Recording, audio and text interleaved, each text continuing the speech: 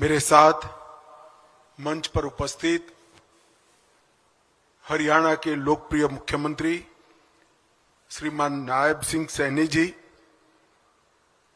हरियाणा के पुलिस महानिदेशक श्री ओपी सिंह जी, हरियाणा के मुख्य सचिव श्री रस्तोगी जी, हरियाणा की गृह सचिव सुमिता मिश्रा जी, आज मेरे सामने शपथ के बाद हरियाणा पुलिस के हिस्सा बने हुए 5000 से ज्यादा युवा साथियों, उनके परिजनों और भाइयों और बहनों, सबसे पहले मैं मेरे सामने 5000 से ज्यादा युवा साथी जो खड़े हैं वो सभी को बहुत बहुत बधाई और शुभकामनाएं देना चाहता हूं,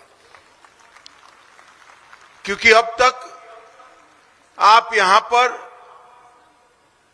एक कठोर प्रशिक्षण से बने हुए प्रशिक्षु थे और आपकी शपथ समाप्त होते ही अब देश भर में जिसकी शान है ऐसे हरियाणा पुलिस के हिस्सा बन चुके, जो हरियाणा पुलिस को हरियाणा के करीब करीब 3 करोड़ की आबादी का और उसके पूरे भूभाग की सुरक्षा की चिंता करनी है। और हरियाणा जिस प्रकार की भूगोल को संजोता है, एक प्रकार से देश की राजधानी का भी रक्षा करने का जिम्मेदारी आपका ही बनता है। और एक गौरवमयी परंपरा के साथ आप सब जुड़े हैं, जहां कर्तव्य से ऊपर कुछ नहीं होता और कर्तव्य ही सब कुछ होता है, ऐसी परंपरा से आप जुड़े हैं। मुझे बताया गया विश्वास, दक्षता और टेक्नोलॉजी तीनों से आपको प्रशिक्षित करने का काम किया गया है। मैं फिर से एक बार आप सभी को बहुत बहुत बधाई देना चाहता हूं। मित्रों, हम सब जानते हैं कल 25 दिसंबर है और अटल जी का शताब्दी का वर्ष है। मैं यहां से पंचकुला में अटल पार्क में अटल जी की प्रतिमा का अनावरण करने जा रहा हूं। मित्रों, अटल बिहारी वाजपेयी एक जन्मजात देशभक्त, कुशल प्रशासक, हृदय से कवि, परंतु जहां देश की सुरक्षा और प्रगति का सवाल आता है वहां चट्टान से भी ज्यादा कठोर और अटल थे। इन्होंने आपातकाल से लेकर कई सारे संघर्ष देश के लोकतंत्र को मजबूत बनाने के लिए किए। वो जब प्रधानमंत्री बने तब पहले कभी कांग्रेस में न रहे हुए प्रधानमंत्री बनने का सम्मान श्री अटल बिहारी वाजपेयी को मिला था और उन्होंने 5 साल तक पहली गैर कांग्रेसी पूरा टर्म करने वाली सरकार चलाने का भी सम्मान प्राप्त किया। उन्हीं के समय में 98 में भारत आणविक शक्ति बना और विश्व भर के विरोध को दरकिनार कर भारत की रक्षा को सुदृढ़ करने का काम किया। आज हम यहां से जाकर अटल जी की प्रतिमा का अनावरण करने वाले हैं। अटल जी की ये प्रतिमा कई सालों तक पूरे हरियाणा के युवाओं को एक आदर्श जीवन कैसा होता है, जन समर्पित नेता कैसा होता है, कुशल प्रशासक कैसा होता है और देश के लिए जीने वाला व्यक्तित्व कैसा होता है, इसकी मिसाल सबको देता रहेगा। मित्रों, आज 93 बैच के 5161 जवान यहां पर मेरे सामने उपस्थित है। और पहला मोर्चा हमारी बच्चियों ने संभाला है, महिलाओं ने संभाला है। मुझे देखकर बहुत खुशी होती है। मैं सभी को कहता हूं, बच्चियों के लिए एक बार जोर से ताली बजाओ जरा। रक्षा पंक्ति में, पहली पंक्ति में देश की युवा बेटी जब खड़ी रहती है तो देश की सुरक्षा का भरोसा अनेक गुना बढ़ जाता है मित्रों। और इस परिवर्तन देश के लिए निश्चित ही शुभांकर ही होगा।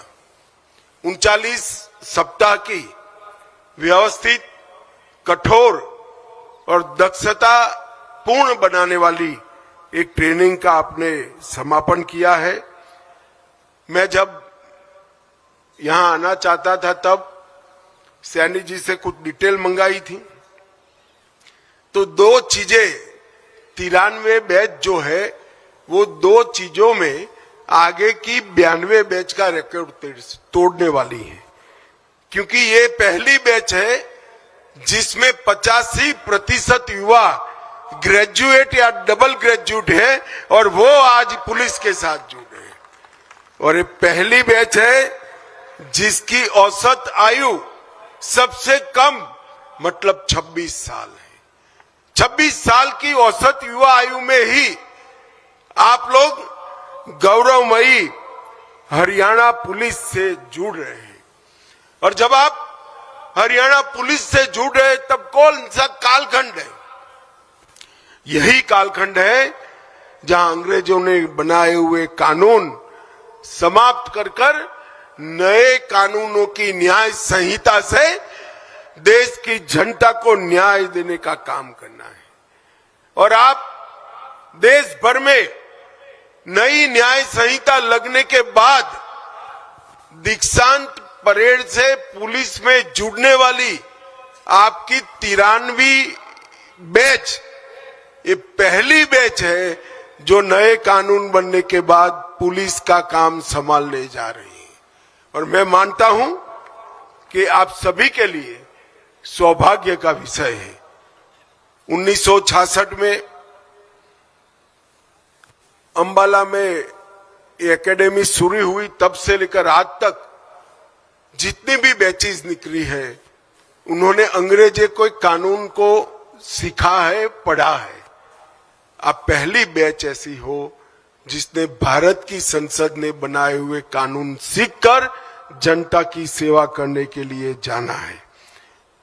भाइयों और बहनों, कुछ समय पहले ही 2023 में हरियाणा पुलिस को अपने कर्तृत्व की अखंड यात्रा को निरीक्षण करने के बाद देश की राष्ट्रपति महोदया ने राष्ट्रपति कलर देने का काम किया था। और आज एक प्रकार से उसी परंपरा को आपने आगे बढ़ाना है। विभाजन के वक्त जब हरियाणा बना, एक पुलिस रेंज और 6 जिले थे। आज हरियाणा पुलिस एक विशाल वट वृक्ष बन चुकी।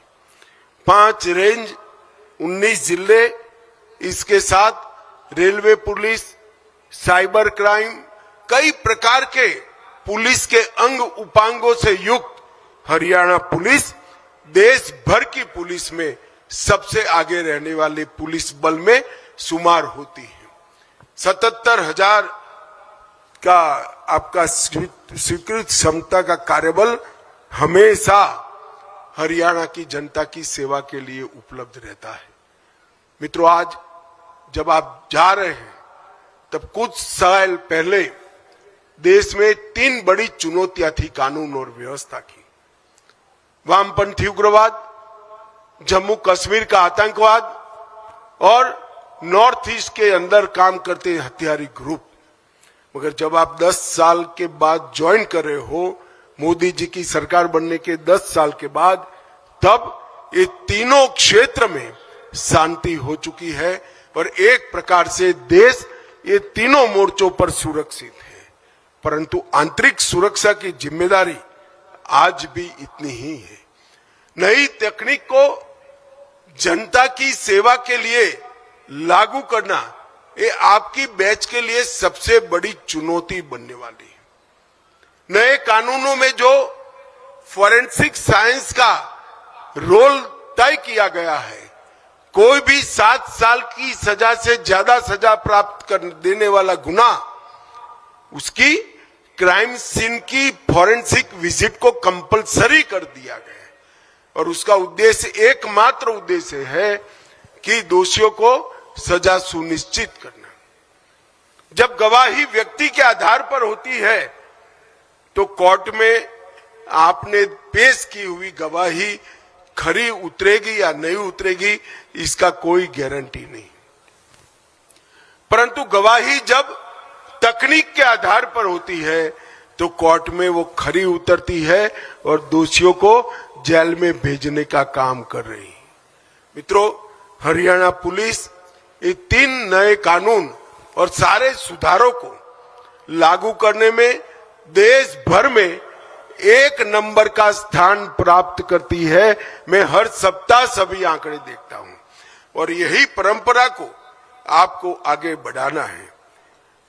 112 की सूचनाएं, 1930 का कंट्रोल रूम जिस पर साइबर ठगी की फरियादें ली जाती है, ऐसे कई प्रकार के उपक्रम आज पुलिस के साथ जुड़े हैं और इसको मजबूत करने का काम आपको करना है। आने वाले दिनों में हरियाणा देश का अग्रणी राज्य बनेगा, मगर कुछ चुनौतियां भी दिखाई पड़ती है। नशा की तस्करी, मानव तस्करी, साइबर अपराध और एक्सटोर्शन करने वाले संगठित अपराध नेटवर्क, ये 4 चुनौतियों को हरियाणा पुलिस ने आने वाले दिनों में ढंग से निपटना पड़ेगा और आपका नेतृत्व इसके लिए कमर कस कर तैयार है। आपने नेतृत्व के हाथ मजबूत करने पड़ेंगे और ये चारों चुनौतियों को पहुंचने के लिए भारत सरकार के गृह मंत्रालय ने भी प्रधानमंत्री नरेंद्र मोदी जी के नेतृत्व में एक बहुत बड़ी तैयारी भी की है और राज्यों के साथ हम चट्टान की तरह खड़े हैं।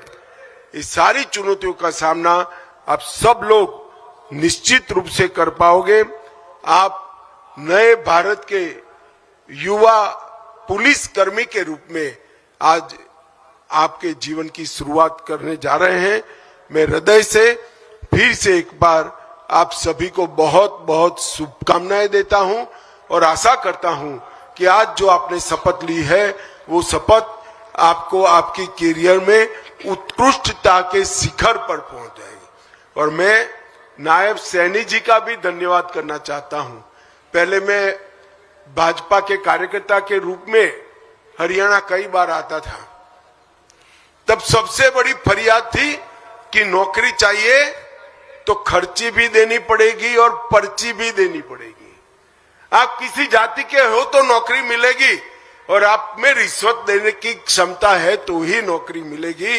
हरियाणा को सैनी जी ने खर्ची पर्ची बगैर नौकरी का राज्य बनाकर बहुत बड़ा काम हरियाणा की जनता ने किया है और इसका नतीजा आज मेरे सामने है।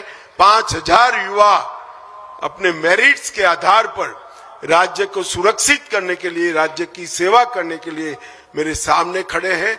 इस शानदार परेड कर अपने योग्यता को भी आपने सिद्ध किया है। मैं फिर से एक बार आप सभी को बहुत बहुत साधुवाद देता हूं। वंदे मातरम। भारत माता की जय।